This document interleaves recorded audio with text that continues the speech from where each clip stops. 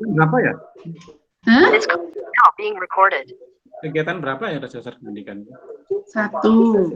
Pak, silakan dibuka sudah. Sudah saya record ini. Ya, untuk presentasi hari ini ya, kami akan presentasikan ya dengan masing-masing kelompok mempresentasikan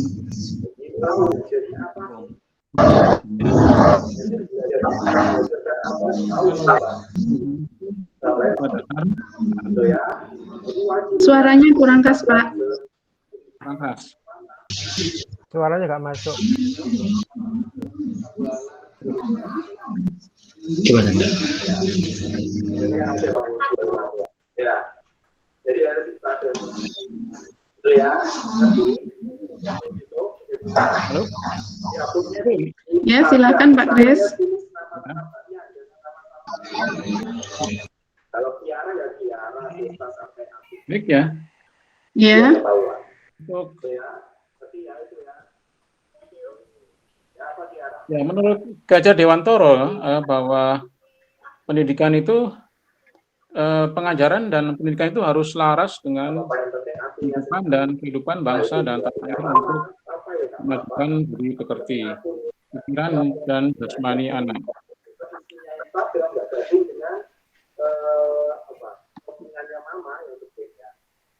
Gitu ya. Yang lain ada pertanyaan, jadi nggak hanya diambil di kelas ya. Ingat uploadnya di Instagram. Manusia Indonesia itu berdasarkan konsepsi pendidikan yaitu Indonesia itu yang berpikir seperti ya, manusia Indonesia itu yang maju pikirannya, manusia di Indonesia itu yang mengalami kemajuan tatanan fisik atau tubuh. Kita akhiri ya, yuk. Yang perlu ditanyakan apa? Caption sudah tahu apa caption tadi? Tahu Pak. Caption itu memberikan keterangan. Ya, filosofi pendidikan menurut Gajah Dewantoro itu ada 3 ya, jadi Narso, Imajo Manungkarso dan Tutubi ya.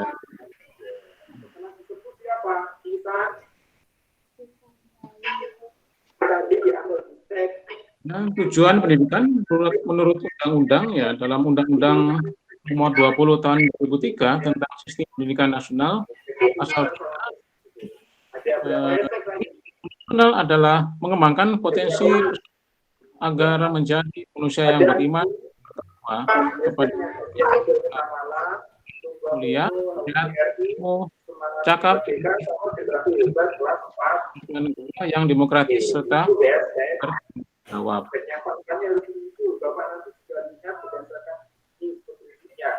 Kalau mengirimnya nggak berarti nilainya itu ya. Di sini aspek penting dalam pendidikan yaitu tentunya dari orang tua ya. Jadi orang tua itu adalah pendidikan kepada anak ya, juga berperan penting untuk memberikan pendidikan yang pada anak.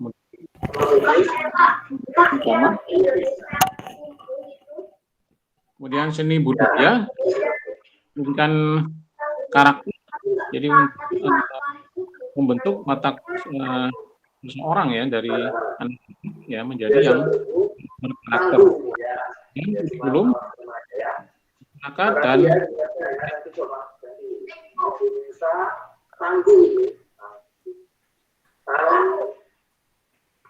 fase pendidikan dari 3 perkembangan menurut Gajah Dewantoro. Yang pertama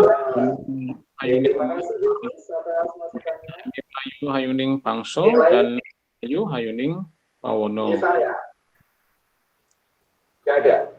Yang terakhir jadi kita memiliki kekuatan untuk melakukan guna membangun bangsa secara sistematis dan sistemik ke arah yang lebih baik ya. Kehidupan berbangsa negara. Ya, demikian presentasi dari saya tentang asas-asas dari pendidikan menurut Gajah Dewantoro. Terima kasih. Assalamualaikum warahmatullahi wabarakatuh. Selanjutnya, Waalaikumsalam. Waalaikumsalam warahmatullahi wabarakatuh. silakan presentasi. Ya, untuk memenangkan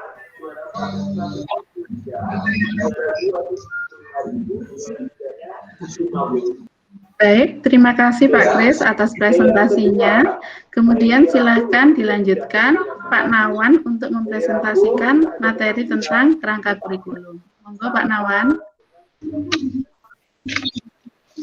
Baik, terima kasih Bu Ita untuk presentasinya. Saya akan menyampaikan tentang kerangka kurikulum. Mudah-mudahan sekilas apa yang saya kasihkan nanti bisa memberi manfaat untuk kita semuanya. Amin. Amin, amin ya rabbal alamin.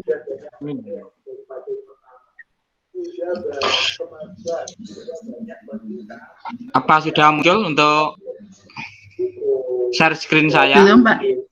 Belum Pak Nawan, mungkin ditunggu Belum. sebentar. Belum. Bentar, oke, bentar.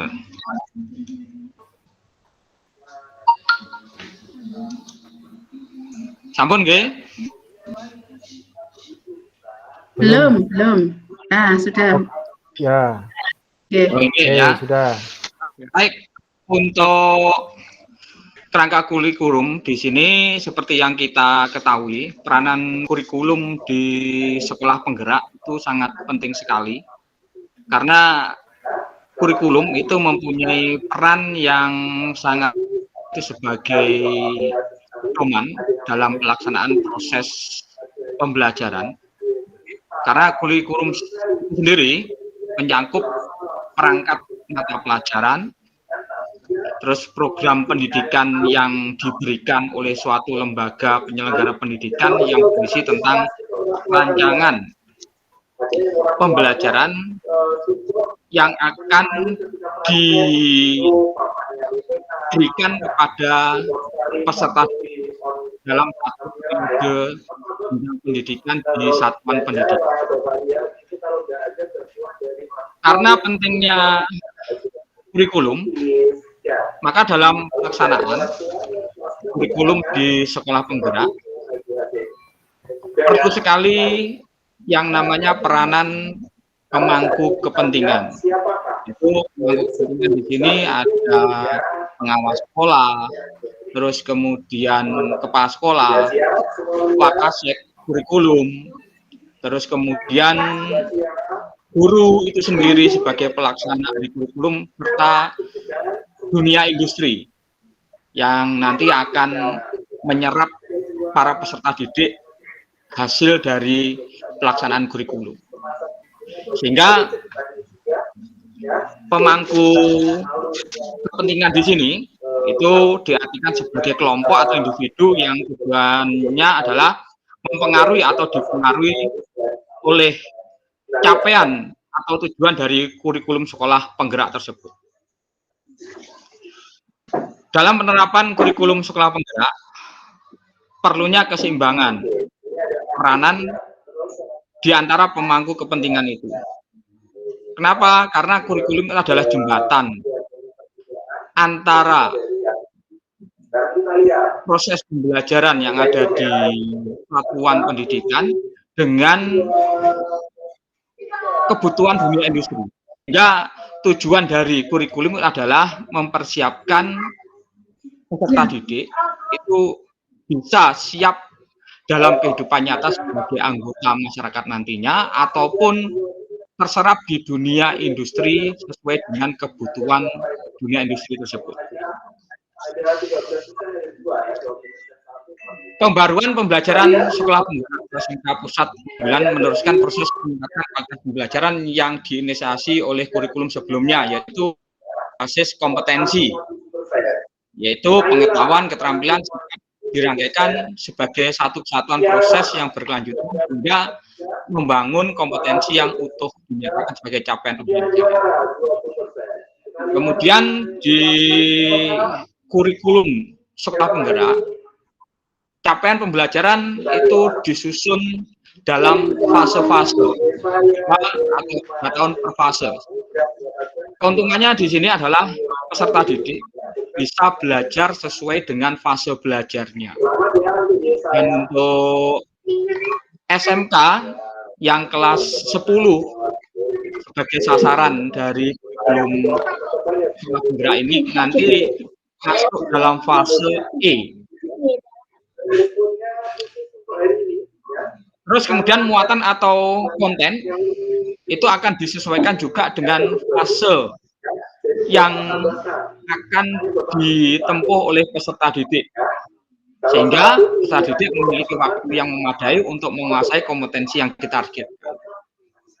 Dan target kurikulum sekolah penggerak berikutnya adalah mewujudkan pelajar berprofil Pancasila, yaitu sinergi antara kegiatan pembelajaran rutin sehari-hari di kelas dengan kegiatan non-rutin, project indisiplin, yang berorientasi pada pembentukan dan penguatan karakter berdasarkan kerangka profil Pancasila. Sehingga dengan hal tersebut, harapannya adalah peserta didik benar-benar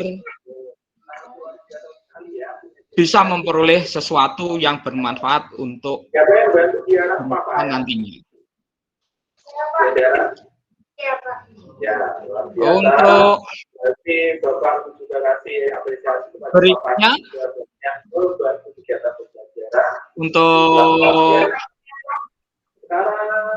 kurikulum itu sendiri, kebijakan kurikulum itu berbasis konteks satuan pendidikan yang telah dimulai sejak dulu, kembali dikuatkan di sekolah penggerak dan SMK keunggulan, yaitu di sini adanya struktur minimum, kemudian otonomi, sederhana, dan gotong royong. Untuk penjelasan minimum seperti ini, pemerintah menetapkan struktur kurikulum minimum dan satuan pendidikan dapat mengembangkan program kegiatan tambahan sesuai dengan visi, misi, sumber daya yang tersedia. Jadi untuk kurikulumnya ini pemerintah menetapkan struktur minimumnya, kemudian satuan pendidikan bisa mengembangkan dengan potensi yang ada di satuan pendidikan tersebut. Dan otonomi, kurikulum memberikan kemerdekaan pada satuan pendidikan untuk merancang proses materi pembelajaran yang relevan dan kontekstual, seperti yang diharapkan oleh Ki Hajar Dewantara, yaitu pembelajaran yang diharapkan adalah sistem pembelajaran yang menghamba kepada peserta didik. Artinya menghamba di sini adalah orientasi dari pendidikan itu yang memperhatikan perkembangan fase belajar peserta didik. Ya, arahnya dari kurikulum itu adalah student oriented atau student center. Jadi nanti subjeknya adalah peserta didik itu sendiri.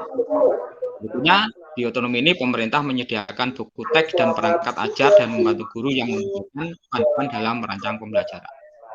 Sifat sederhana yaitu perubahan yang seminimal mungkin, namun beberapa aspek berubah secara signifikan dari kurikulum sebelumnya. Tujuan, arah perubahan, rancangan jelas dan mudah dipahami sekolah dan pemangku kepentingan. Terakhir, sifat gotong royong yaitu pengembangan kurikulum dan perangkat ajar dilakukan dengan melibatkan puluhan institusi termasuk kementerian, universitas, sekolah, lembaga pendidikan, dan juga dunia industri tentunya.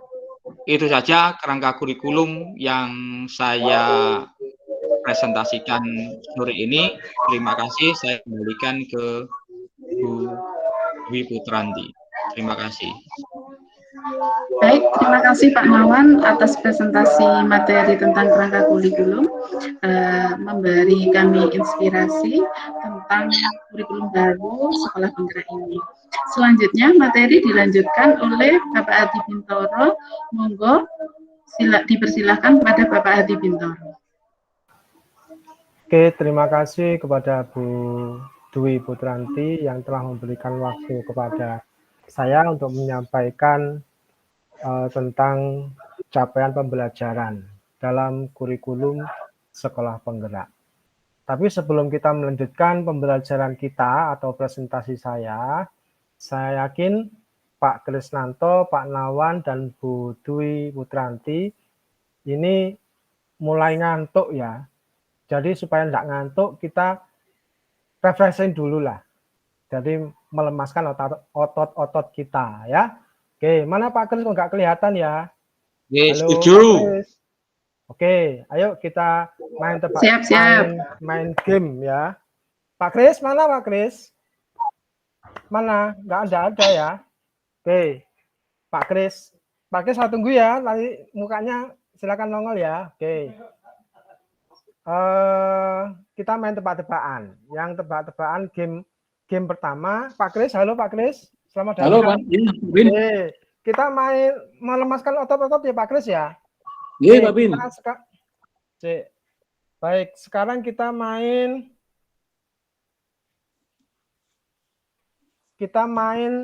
game namanya Saya Bilang. Ya. Jadi ketika nanti saya bilang, silakan Bapak Ibu mengikuti perintah saya ya. Contoh, ketika saya bilang pegang hidung. Nah, ya.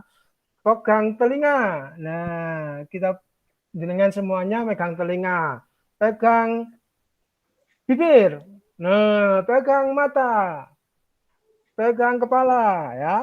Oke, siap ya, mengerti ya? Oke, Siap. bisa ya. Oke, yuk silakan konsentrasi ya. Oke.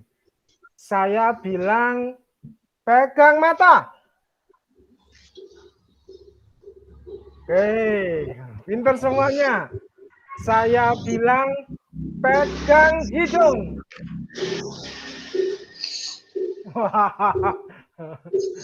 Oke, kayaknya masih fokus semuanya teman-teman ini. Oke, yang berikutnya ya. Berikutnya kita main tebak gambar dulu ya. Saya di sini akan meng-share. Silakan tebak gambar apa yang ini ya, ini sebentar. Oh, belum.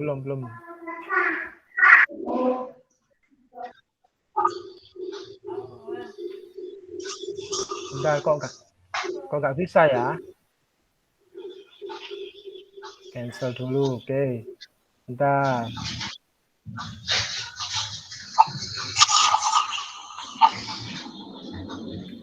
Mohon bersabar dulu. Masih Selalu mencari... sabar menanti. Oke. Silakan. Oke. Mana Pak Bin? Ya Pak, tunggu Pak. Nah, oke, silakan tebak yang ini gambar apa?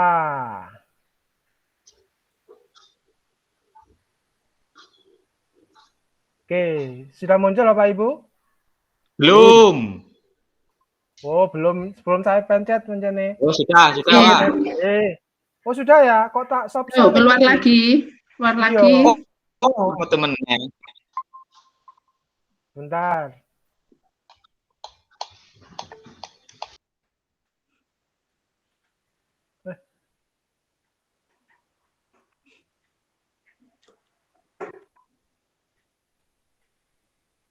Oke, kita tebak gambar. Gambar apa ini? Ayo. Belum muncul. Belum muncul ya? Oke, sudah muncul belum? Pinguin. Belum. Oke, dari Bu Ita Pinguin ya, Bu Dwi Putranti. Pak Nawan, gambar apa ini yang muncul? Nggak kelihatan Pak Bin. Loh, Pak. Halo, anjing laut. Anjing laut. Oke, kalau Pak Kris. Gambar apa Pak Kris? Itu. Mana ya? Sudah muncul Pak Kris? Belum. Loh, kok belum? Sudah, wis muncul. Oh, sinyalnya Pak Kris itu kayaknya. Oh, sinyalnya. Ayo Pak Kris. Yo, ayo saya tunggu Pak Kris. Bu Ita menebak gambar penguin. Kalau Pak Nawan menebak gambar singa laut ya. kalau Pak Kris? Nah, ini gambarnya mana Pak Binda? Anu saya. Loh, ketok jelas ini. Kok nggak ada ya? Oke. Nggak ada ya. Pak Kris Benar, nyerah Pak. itu. Menjel. Oh, nyerah Anu, berarti ya. Wow. bendera putih, white flag itu. Oke. Yuk kita coba. Gambar apa sebenarnya? Itu sebenarnya gambar panda, teman-teman, itu. Itu sebenarnya gambar panda itu. Kok bisa ada yang bilang gambar singa laut? Penguin. Kok ada yang ngomong penguin juga? Gitu loh. Pak Kris sehati dengan saya, penguin. Oke, kita coba. Penguin ya Pak Kris ya? Pak Bin, penguin itu. Oke, darat. Nah, salah semuanya. Tidak ada yang benar, teman-teman. Ya. Ternyata gambar apa itu? Gambar? Kung Fu Panda. Hore, nggak ada yang dapat hadiah. Iya, itulah. Oke ya. Oke, ya. Ditanya parah.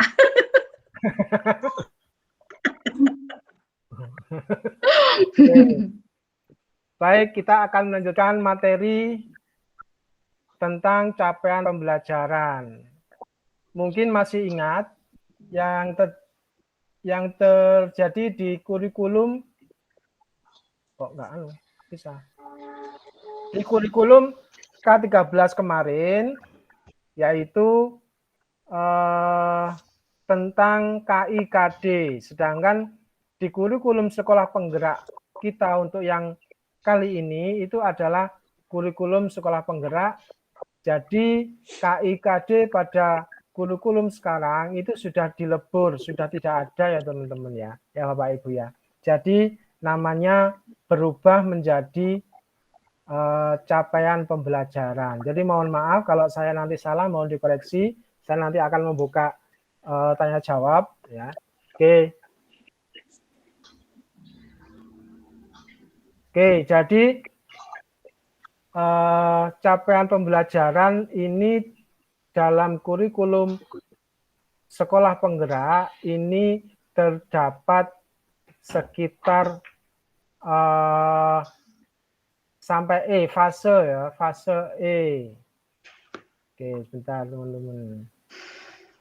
Jadi dalam kurikulum sekolah penggerak itu capaian pembelajaran itu mulai pendidikan tingkat dasar itu ada 4 fase. Jadi pada fase A itu capaian pembelajaran pada kelas 1 dan kelas 2 SD.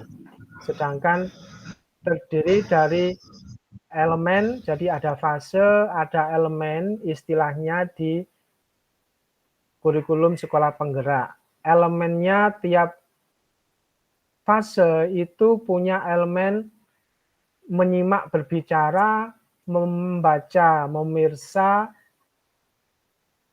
menulis dan mempresentasikan. Ya. Jadi untuk fase B itu terdapat pada capaian pembelajaran di kelas 3 dan kelas 4 SD. Di sini pun dalam fase B ini terdapat elemen yang sama. Jadi sepertinya pemerintah menetapkan, sudah keluar ya Bapak Ibu ya share screen saya? Belum. Belum ya? Saya kok belum. Wah, ternyata kok belum saya share screen memang. Saya sudah menjelaskan. Nah, sudah ya Bapak Ibu ya? Belum. Ya. Belum, Pak Bin. Oh, sudah. Ya, Belum. Sudah, oke. Sudah. Saya ulangi lagi. Jadi pada kurikulum sekolah penggerak ini sudah tidak ada KIKD lagi Bapak Ibu. Jadi pemerintah sudah menetapkan tiap pendidikan mulai dari pendidikan dasar, pendidikan menengah, ini kita diberi capaian pembelajaran. Jadi tiap capaian pembelajaran, tiap pendidikan ini, satuan pendidikan ini berbeda-beda. Jadi capaian pembelajaran dibagi lagi menjadi A, B, C, D, E, F. Jadi ada 6 fase ya Bapak Ibu ya. Jadi fase A ini untuk kelas 1 dan kelas 2 SD. Ya. Di sini di tiap fase ini mempunyai elemen. Sepertinya elemen-elemennya ini sama semuanya. Jadi ada di fase A ada elemen menyimak dan berbicara, elemen menulis, elemen membaca dan memirsa. Yang ketiga adalah elemen menulis dan mempresentasikan. Untuk fase B ini diperuntukkan untuk kelas 3 dan 4 SD. Di dalam elemennya pun untuk pelajaran bahasa Inggris ini ada elemen menyimak dan berbicara juga, serta ada membaca dan memirsa, elemen menulis dan mempresentasikan. Terus yang berikutnya fase C ini diperuntukkan untuk kelas 5 dan kelas 6 SD. Ya. Di fase C ini juga terdapat elemennya, yaitu menyimak, berbicara, membaca, memirsa, menulis, mempresentasikan. Untuk fase D ini terdapat pada sekolah menengah pertama. Jadi kelas 7, 8, 9 ini capaian pembelajaran untuk fase D. Di dalam fase D ini juga mempunyai elemen, yaitu elemen menyimak dan berbicara, elemen membaca dan memirsa, elemen berikutnya menulis dan mempresentasikan. Untuk yang SMA atau SMK atau sederajat, terdapat fase E. Jadi untuk kelas 10, untuk kelas 10 SMA ini fase E. Jadi di pendidikan menengah ini SMA atau sederajat itu untuk kelas 10 itu fase E, mempunyai elemen yang sama dengan yang pendidikan dasar, yaitu elemen menyimak, berbicara, elemen membaca, memirsa, elemen menulis, dan mempresentasikan. Nah, yang terakhir yaitu fase F diperuntukkan untuk kelas 11 dan 12. Jadi untuk SMA atau sederajat, SMK atau madrasah aliyah. Di sini pun pelajaran bahasa Inggris di sini mempunyai elemen yang sama dengan yang atas. Tuh. Jadi tiap-tiap elemen kalau untuk SMK itu mempunyai banyak materi. Jadi untuk satuan pendidikan nanti silakan nanti membuat pengelompokan sendiri, pembahasan sendiri berdasarkan mata pelajaran yang ada. Oke. Itu aja mungkin yang perlu saya sampaikan. Silakan kalau mungkin ada yang bertanya yang nggak jelas silakan ditanyakan. Ada kira-kira? Oke, alhamdulillah nggak ada. Baik, itu aja untuk presentasi saya. Untuk berikutnya akan saya sampaikan kembali kepada Bu Ita, Bu Dwi Putranti. Terima kasih, Bu.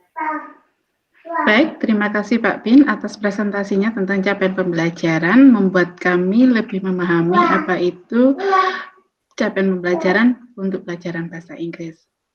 Baik, Bapak-Bapak, untuk terakhir presentasinya dari saya sendiri, yaitu tentang materi kurikulum satuan pendidikan.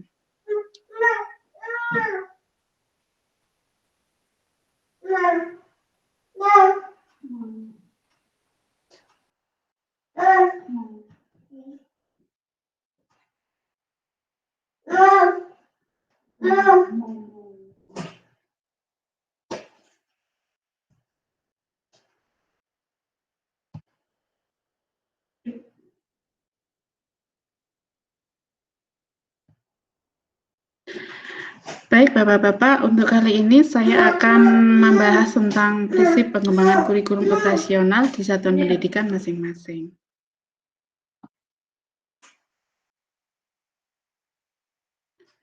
Untuk pertama-tama, kita perlu mengetahui apa itu kurikulum satuan pendidikan. Kurikulum operasional di satuan pendidikan memuat seluruh rencana proses belajar yang diselenggarakan di satuan pendidikan tersebut, sebagai pedoman seluruh penyelenggaraan pembelajaran. Untuk menjadikan bermakna, kurikulum operasional satuan pendidikan dikembangkan sesuai konteks dan kebutuhan peserta didik dan satuan pendidik masing-masing. Jadi dianalisa dulu bagaimana kebutuhan peserta didik, karena kembali lagi pada kurikulum sekolah penggerak itu student center, jadi berpusat pada siswa. Jadi dianalisa dulu apa kebutuhan siswa tersebut dan apa yang jadikan selain itu yang perlu diperhatikan adalah apa yang akan istilahnya visi misi dari satuan pendidikan tersebut. Dan ada komponen lain mungkin yaitu dari industri yang mungkin nanti karena ini sekolah SMK, jadi yang akan menerima anak-anak jadi karyawan ya. Jadi sekolah juga harus memperhatikan apa itu kebutuhan industri dan itu masuk ke analisa dan nanti secara umum akan dijadikan dikembangkan dalam kurikulum operasional satuan pendidikan sekolah tersebut. Pada dasarnya, kurikulum adalah seperangkat rencana dan pengaturan mengenai tujuan, isi, dan bahan pelajaran, serta cara yang digunakan sebagai pedoman penyelenggaraan kegiatan pembelajaran untuk mencapai tujuan pendidikan tertentu. Kemudian, komponen dan kurikulum operasional ini disusun untuk membentuk proses berpikir dan mengembangkan satuan pendidikan. Dalam pengembangannya, dokumen ini juga merupakan hasil refleksi suatu unsur pendidikan di satuan pendidikan, kemudian ditinjau secara berkala, disesuaikan dengan dinamika perubahan dan kebutuhan peserta didik tersebut. Jadi nanti pada kurikulum operasional satuan pendidikan itu akan ada evaluasi, bisa tiap bulan, 1 semester, bahkan tiap tahun.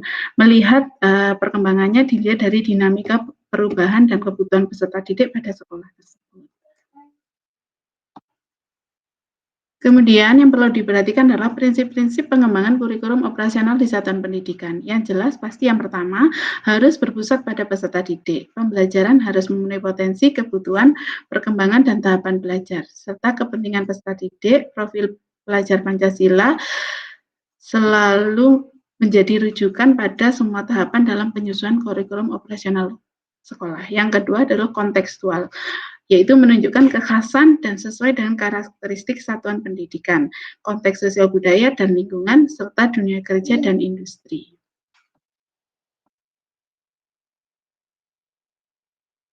Selanjutnya adalah esensial. Apa itu esensial? Semua unsur informasi penting atau utama yang dibutuhkan oleh para pemegang kepentingan tentang kurikulum yang digunakan di satuan pendidikan dapat diperoleh di dokumen tersebut. Bahasanya harus lugas dan mudah dipahami, tidak mengulang naskah atau kutipan yang sudah ada di naskah lain. Dokumen tidak perlu memuat kembali misalnya lampiran Kemdikbud seperti CP, struktur, dan lain-lain dalam dokumen kurikulum operasional.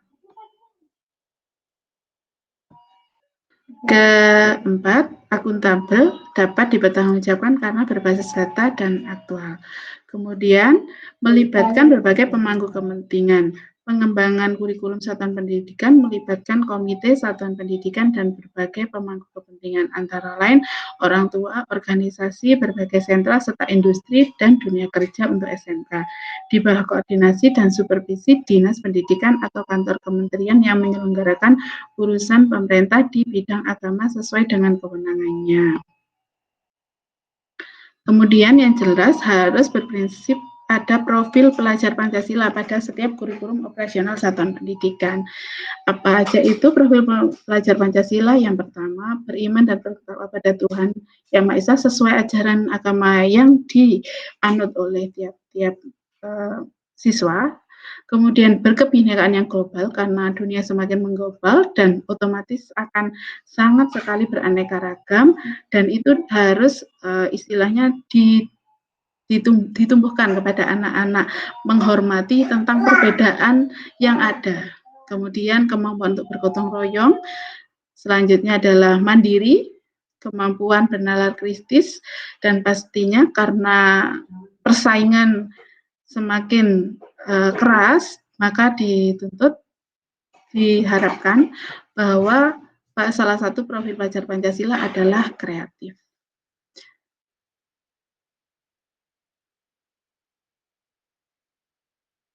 Demikian presentasi saya tentang prinsip tentang kurikulum operasional di satuan pendidikan. Terima kasih atas perhatiannya. Mungkin ada pertanyaan dari Bapak-Bapak? Sudah jelas, Baik, Bu. mungkin tidak ada. Oke, terima kasih kalau sudah jelas. Semoga apa yang kita pelajari hari ini bermanfaat. Amin, amin ya Rabbal. Amin ya rabbal alamin. Amin. Baik, mungkin sekian dulu ya presentasi dari kelompok 2 bahasa Inggris hari ini. Terima kasih atas partisipasinya, Bapak-Bapak. Semoga membuka wawasan kita, lebih membuat kita mengenal tentang apa itu kurikulum pada sekolah penggerak. Saya tutup sekian. Assalamualaikum warahmatullahi wabarakatuh. Waalaikumsalam warahmatullahi wabarakatuh.